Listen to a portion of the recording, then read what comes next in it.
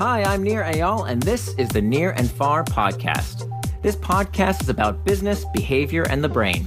On this show, I do a few things. I read quick articles I've written about topics shaping your behavior. I interview authors of books I enjoy, and from time to time, I devote episodes to answering your questions. If you want to ask me a question, visit the podcast page on iTunes, go to ratings and reviews, and ask me a question by leaving a review.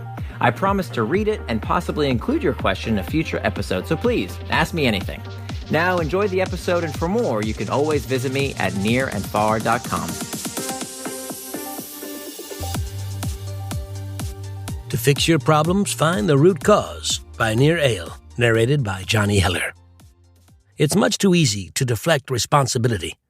Do you play pool? I sure don't, but I know enough about the game to use it as a metaphor for the hidden reasons we don't do what we say we will. The object is to get balls into pockets using a big stick. However, you can't just hit the balls into the pockets with the stick directly. You first have to get a white cue ball to smack the right ball in just the right way. So here's the question. What causes the balls to go into the pocket? On one hand, the white cue ball does it. After all, if the white ball doesn't hit the numbered ball, it wouldn't go in. So that must be the cause. But that's clearly not the whole story. Something else had to set the cue ball in motion, namely the player. Clearly, it's the force exerted by the player through the stick that starts the chain reaction.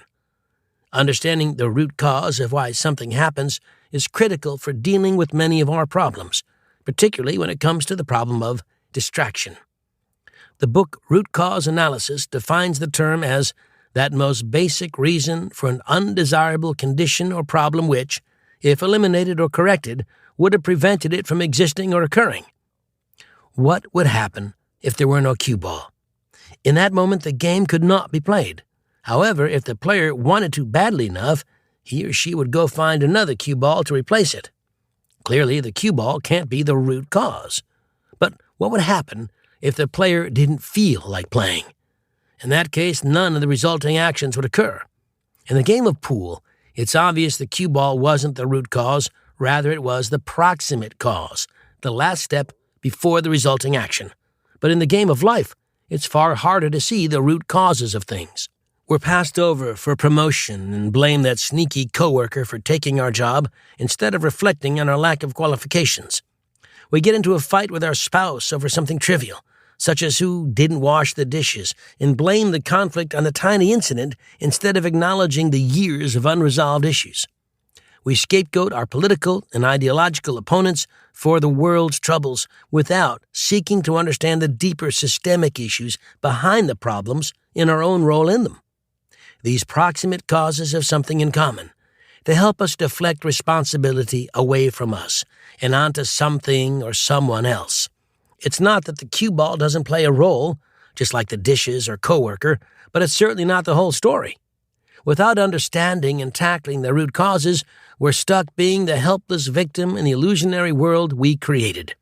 We're the ball getting smacked around without really seeing the way things work. When it comes to the distractions in our life, we tend to blame the thing, the TV, the computer, social media, email. But these two are all just proximate causes. We both know that, like the pool player, we'll find another cue ball if that's what we really want.